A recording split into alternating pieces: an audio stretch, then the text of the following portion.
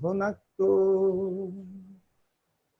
सह वीर्यं करवावहै तेजस्विनावधीतमस्तु मा विद्विषावहै।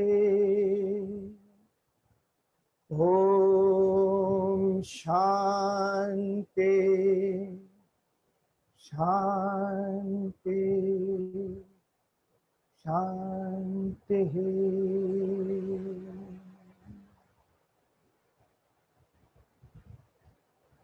प्रातः स्मरामि हृदि संस्फुरदात्मतत्त्वम् सच्चित् सुखं परमहं सगतिं तुरीयम् यत् स्वप्नजागर सुषुप्तमवेति नित्यम् तद्ब्रह्म निष्कलमहं न च भूतसङ्गः तपोभीक्षीणपापानां शान्तानां वीतरागिनां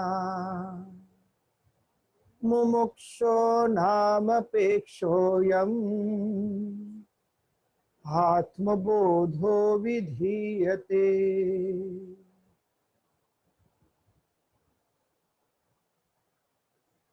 So today's topic is pleasure or happiness, because most of the time it usually acts as synonyms.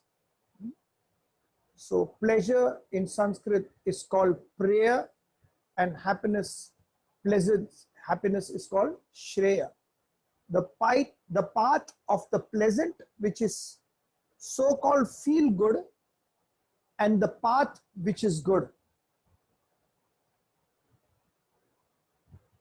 The path when you follow for this feel good thing, preyaha, pleasures, is you will get what you want.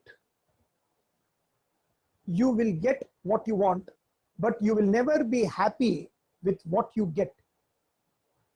So every time the mind would say, I want that, you will run behind that, you will get that object after a particular while, and then automatically, as soon as you even get a little bit of pleasure, so-called seeming pleasure, the mind will go to something else, and it's an onward race going on. But you'll never be happy with what you get. A most beautiful example of this has been written by William Shakespeare, Macbeth, where this guy, the commander, was friends with a king called Duncan. And one day he was fighting somewhere. He happened to rest there at night. And at night, it is said that he was beckoned by these three witches. He went there to their cave, and the three witches said that, listen, Macbeth, you are going to be the king of England. He did not believe it. So he came back and he told his wife, Lady Macbeth. So the Lady Macbeth, in this Macbeth represents the desires. Lady Macbeth, and said, listen, you know, the witches told me that I'm going to be the king. How stupid is that? Because my friend, my best friend, the King Duncan, is there still. The Lady Macbeth said, yeah, he is there, but he need not be. So what do you mean? Because he need not be, we can do away with him. Then what about his children? He had got 2-3 children. What about his children? Because they are the heirs to the throne. We will deal with them also, but first we'll deal with Duncan. Because the witches said that you are going to be the king. So chances are you are going to be the king. This was put into the head of Macbeth. And Macbeth called Duncan to his place. They had a dinner. Night, Macbeth tried to kill, he could not. So Lady Macbeth went and killed his friend Duncan. Next day, the whole army came to know that the king is dead. Everybody knew in their heart what happened, because they called for dinner and immediately this murder took place, assassination took place. But everybody kept quiet. And since the princes were still small, the next in line was Macbeth. So the story is Macbeth ascends the throne, and then his next project is to kill the princes. And he goes on murdering because once he's accustomed to it, now he wants the throne, and he goes on a self-destructive rage. The lady Macbeth, at night, she gets up, she walks in her sleep and keeps on washing her hands because she says, my hand is still filled with blood. I'm not able to walk. Macbeth is sleeping at night, and all the Darbans, everybody's there, around, the guards are there. Suddenly he gets up with a jerk and says, I murdered.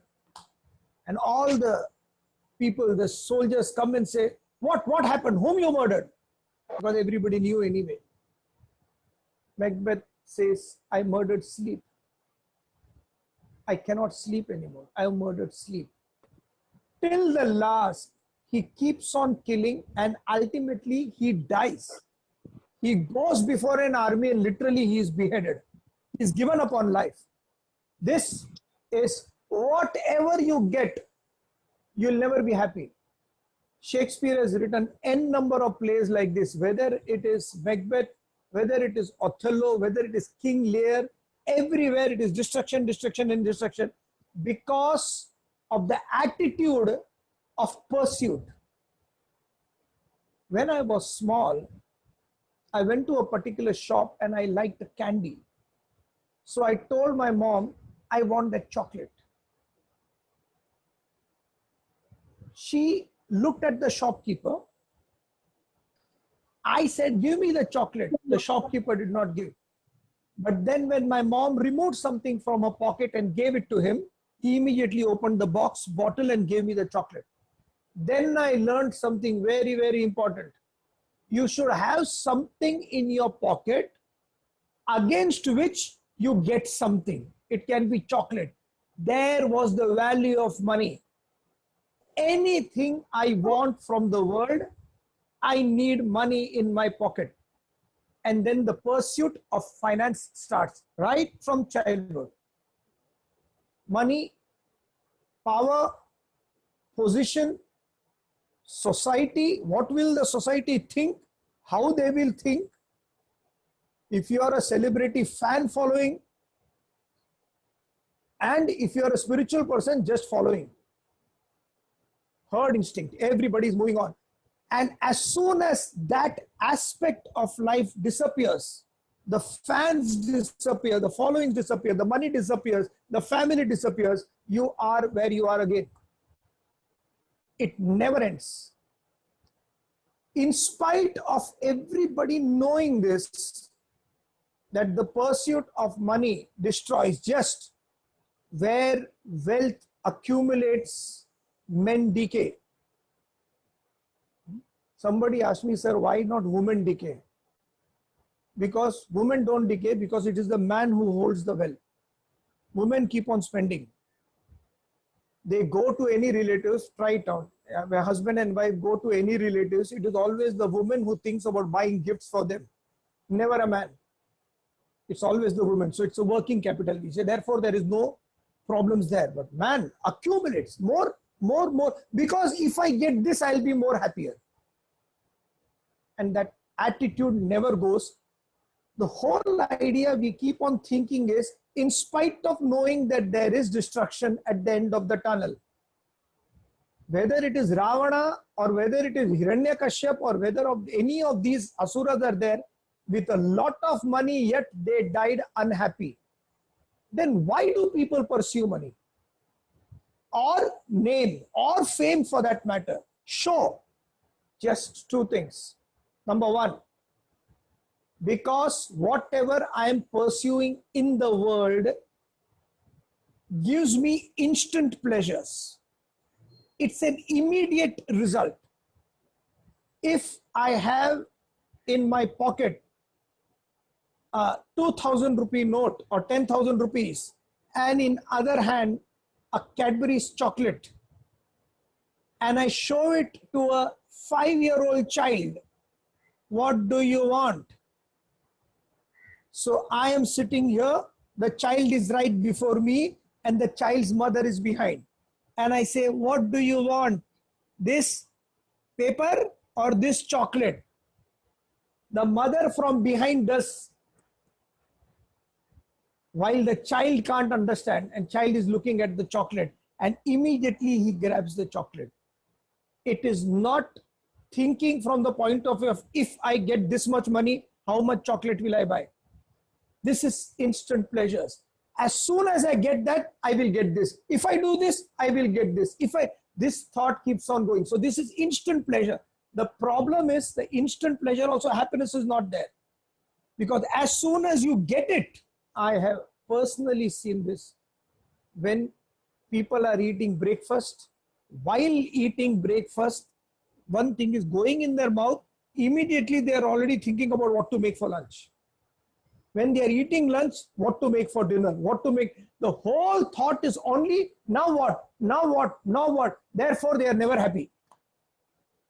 At every given point of time, my present happiness is pitched on some future acquisition and enjoyment. Therefore, I'm never happy now. They can never be happy, because every time if I get this, so the mind always goes, if I get this, I'll be happy, or this happened, therefore I'm sad.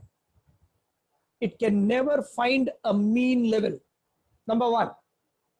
The second aspect of people following this is the disease which is called OSD.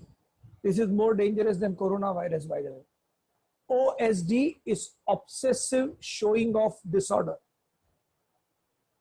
Jewelries, hairstyle, skin color, ornaments, gold ornaments, diamond ornaments, silver ornaments, show off, saris. In the marriages and satsangs, it's saris. Compare each sari to other sari. Nature. How is your spiritual guru? He is okay. Our spiritual guru, no, we love him, he makes us smile so much. Again, comparing your spiritual gurus. We love comparisons. If we had the capacity, we would compare our right eye with our left eye. Obsessive showing of disorder. This comes because continuously people are into the world. Therefore, right from childhood, the announcement is already made. Look there, how much he is scoring, how much marks he's getting. And it grows, look what car the person has, look what house the person. Automatically it keeps on going everywhere. We start comparing standard of living, OSD, whole life. In this case, what happens in this OSD is the more you have, the less you feel you have. That's the tragedy of it. The more you possess, the more the objects and the relationships possesses you. So the word is, you are possessed. Now you don't talk of anything good about others. It's always comparisons, constantly. This is a constant way of OSD going on. When we talk of Shreya and Prayer, Prayer, I told you, is pleasures, which is pleasant. Shreya is that which is good.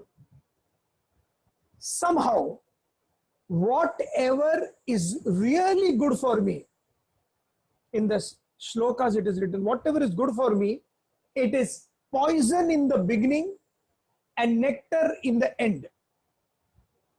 And whatever is not good for me, Prayer, is nectar in the beginning, poison in the end. Whatever my mind says, this I should do, is it good for me? So we all run short distance races, We are all 100 meters, 200 meters races running. In that rat race, we are always bothered about who's in the other lane and how much I have to run, so that I come first. In a rat race, whoever comes first, one thing guaranteed is, he or she is still a rat. because you are running the race. This is prayer. Let's sleep late. What's use in getting up in the morning? Let's eat whatever I feel good about. Anyway, everybody is going to die someday. So what difference does it make? Eating, drinking. Let us study. No, it's so boring. Let us do something good. It's so boring. Prayer is always what I want. Pizzas, burgers, this is only eating. Then mentally, what I want, my people around me, relationships. Intellectually, what I want, more and more knowledge. Remember this. More and more knowledge is so that you can transform yourself. Otherwise, if you just go on listening without getting inside, then we will be like donkeys carrying a heavy load. The load of knowledge which has nothing to do with the donkey. The donkey will still carry the load. Only thing is that you can show it to the world that I know. This is prayer. What is nectar in the beginning, it's so good, is poison in the end. People eat and eat and eat and eat and eat and bloat together. And after the body is gone out of shape, people go for operation. After operation, I don't know what they do. I think they staple the stomach and all. They staple, they bring the person back. And again, I see the same person putting on weight. Because the weight putting is here. It's not in the body. But people follow. They just keep on following the same thing. This is prayer. Nectar in the beginning, poison in the end. Shreya is poison in the beginning. Get up early morning, difficult. Study every day, difficult. Try to see positives even in the most negative situations around you. Very difficult. All these concepts is Shreya. You starting is difficult. Why are you doing this? What will you get as soon as you try to help anybody in any way? The first question the world asks, or so-called people ask, is, what are you going to get out of it? And the answer is, I don't want anything out of it. Is there any way I can be of some help to anyone around? In the movie Terry Fox, there's this boy Terry Fox who's running, who's got his one leg amputated. Please see the movie Terry Fox. It's a beautiful movie. One leg amputated, and he's running all across Canada because he says, I have cancer and I know the cancer is spreading, but there are so many people who have got cancer, and children, small children at the age of 6 and 7, they have their head, removed the hair for chemotherapy. They are wearing the clothes and they are going to die next year or two afterwards. So I want to give them some money to support the cancer research. So this man on one leg, boy, 20-year-old boy in Canada, he ran all across Canada to collect money for the Cancer Institute. And everybody used to ask him, what are you getting? In fact, his brother asked him, what are you doing? Last 100 miles you ran. They put you on a different road, which is not the main road. There is a traffic coming on, and you have collected just $35, 100 miles. Why are you doing this, Terry? Because even here, though they don't know, people are dying of cancer.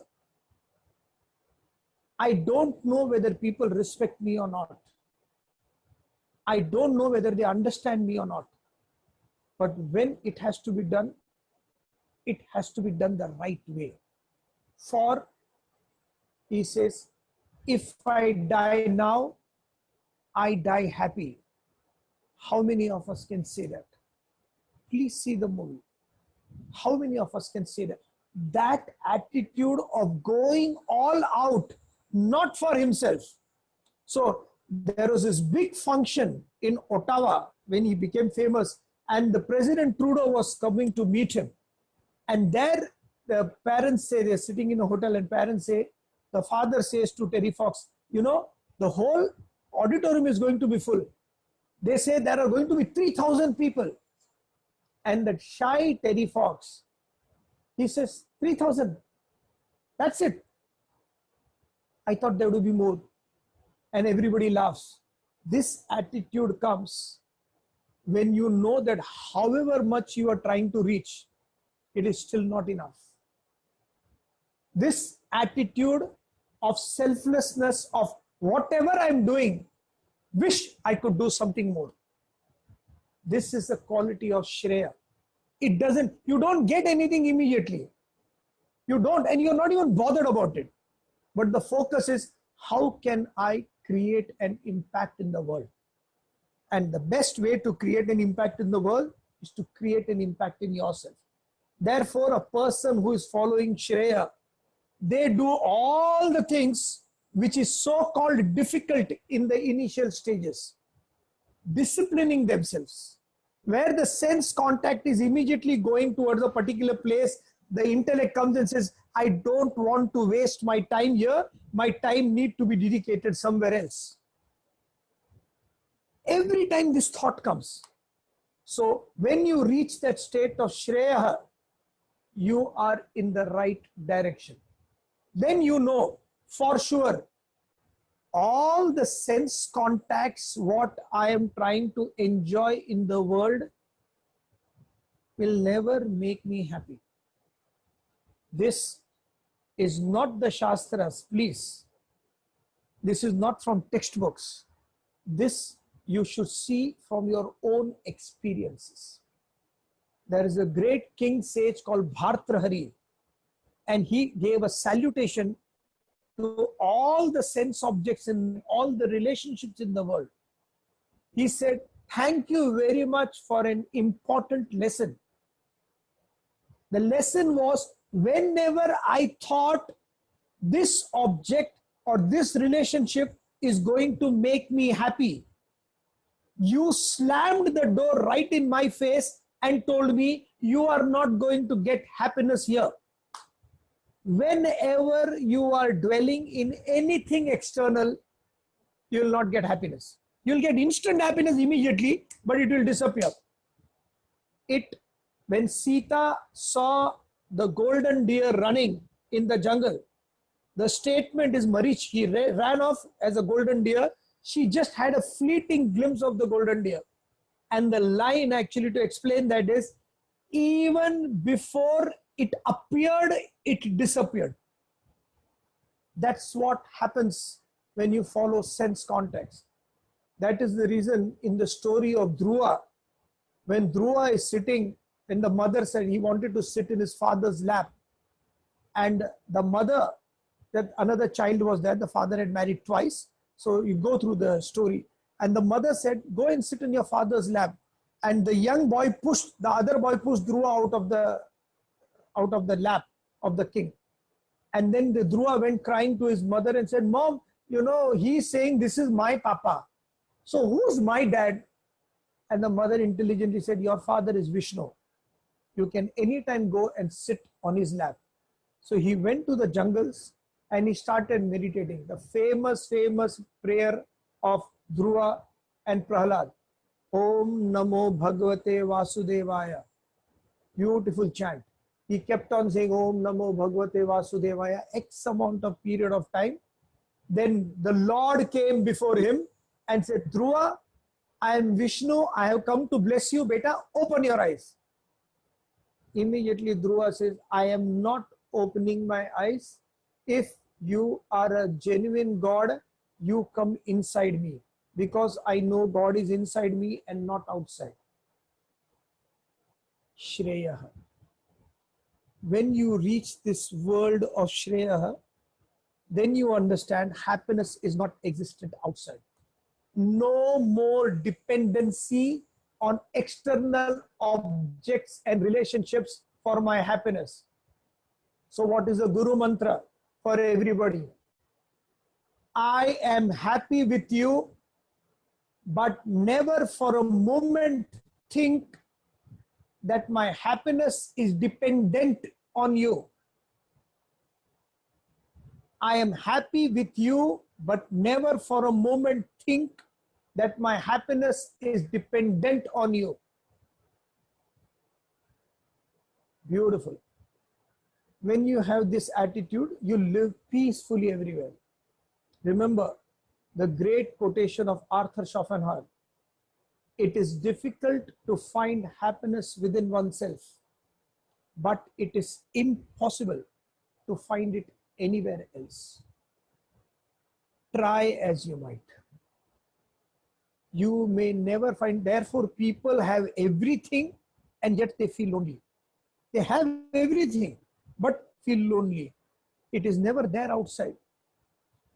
There's this beautiful story of a rich man who was giving a party, very, very stinking rich.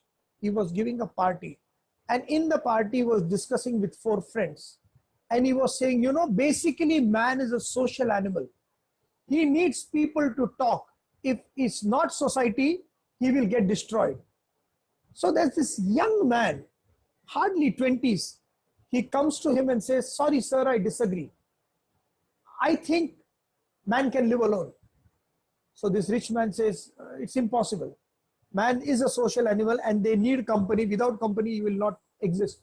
So no, I think for a right price, he can stay alone. So this rich man calls that young man next day and said, let's fix a wager, a bet. You are going to stay. I will give you, first of all, 1 crore rupees. He says, done. What should I do? He says, 15 years, you are supposed to be in one room. I will shut the door, windows will be open, but you will not be able to talk to anybody. There won't be any television. You may get books and newspapers to read, but no television and nothing like that sort. 15 years, you are going to remain without contacting the world. If you remain without contacting the world for 15 years, I will give you 1 crore. I'm putting the clock 20, 25 years back. 1 crore was a pretty big amount. So he said, he calculated, the young guy was a genius. So he calculated saying 15 years, even if I work, I will not be able to make that much. So he said, okay, doesn't matter. 15 years, but after 15 years, you'll give me 1 crore. Certainly, done. And he starts staying. He goes into the room. It's a big room. And in between the room, there is a bell hanging. He says, listen, whenever you feel you want to get out, you just ring the bell. And I'll open the door and you can walk out. But without anything, no money. He said, no, I will not ring the bell. Let's see, wait. And the whole thing starts. The bet starts next day. 1 year, 2 year, 3 year, that boy in the room literally goes mad. Absolutely goes bonkers. He is running around here and there, he's scratching his head.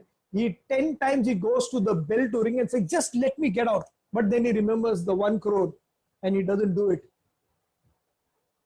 After a particular period, 5 years, 6 years, 10 years, by 10 years, this rich man's business has gone down. Now he's not that rich. So this guy who is inside the room, he has quietened down a lot and he started reading a lot of books. So they show him with long hair, and just sitting and reading, not doing much. This guy sitting outside, the businessman, he is completely pensive and agitated and tensed. So the wife does not know. He's put him in a cottage. So wife says, why are you tensed up? He said, this is what was the bet. At that time I was very rich man. I had everything, but now we don't have that kind of money, but he's coming out in 15 years and I have to give him the money. It's already 14 years, 11 months or something. So it's just about to come out. The wife says, listen, last 3 days to go. Just open the door. When you open the door, he will go automatically. Because the door is also open, he will leave. So, okay, we can try that. Last 3 days, the door is open. This fellow doesn't go at all. Last day, 6 hours, 4 hours, 5 hours, this man has gone mad, the businessman. 15 minutes to go.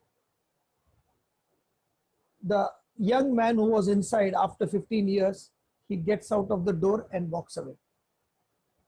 15 minutes to go for 15 years, he walks away. So this man, businessman sits down on the sofa and says, what happened? He just walked away. He didn't say nothing, he just walked away. So they went inside the room and they saw a note. And the scene is this businessman is reading the note and he has got tears in his eyes. So the wife says, why are you sad? You should be happy. He went away. We don't have to pay him anything. He's read the note. He's saying that this man, he's saying, I have read so much. I studied so much. I was very frustrated now, but I studied so much that I know what I want in life. I have no need for this 1 crore. You keep it. Thank you very much for this opportunity to allow me to go within myself. And he walks out. And the last scene, it's a Hindi serial, long time back in Katha Sagar it had come. The last scene is the wife shouts, claps and says, "Hum log bach gaye." So the husband says, "Wo bach gaya. Hum abhi tak phase hue." 15 years of introspection. Here, during this season, we have got 3 months of introspection. By force or by choice, you are where you are. Use the time to develop your personality.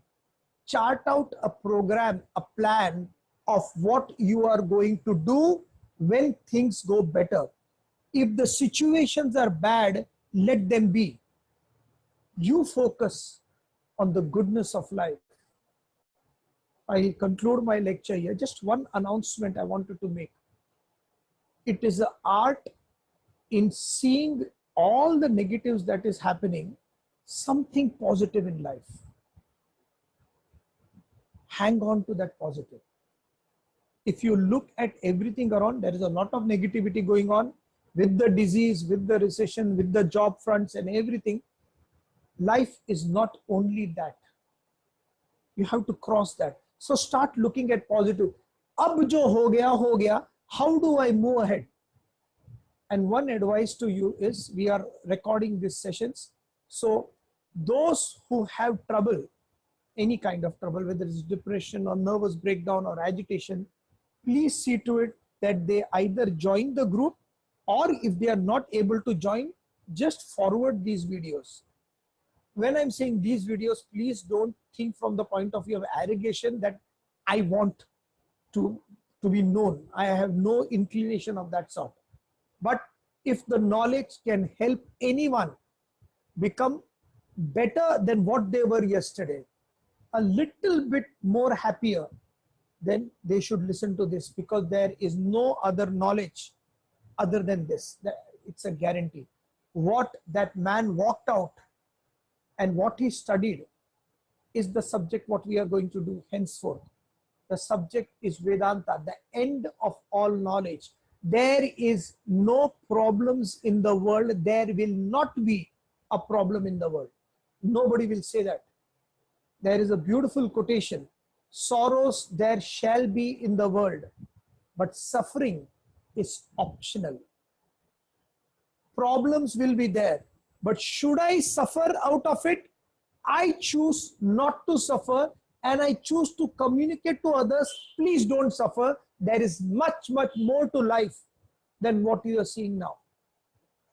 Thank you very much. Oh.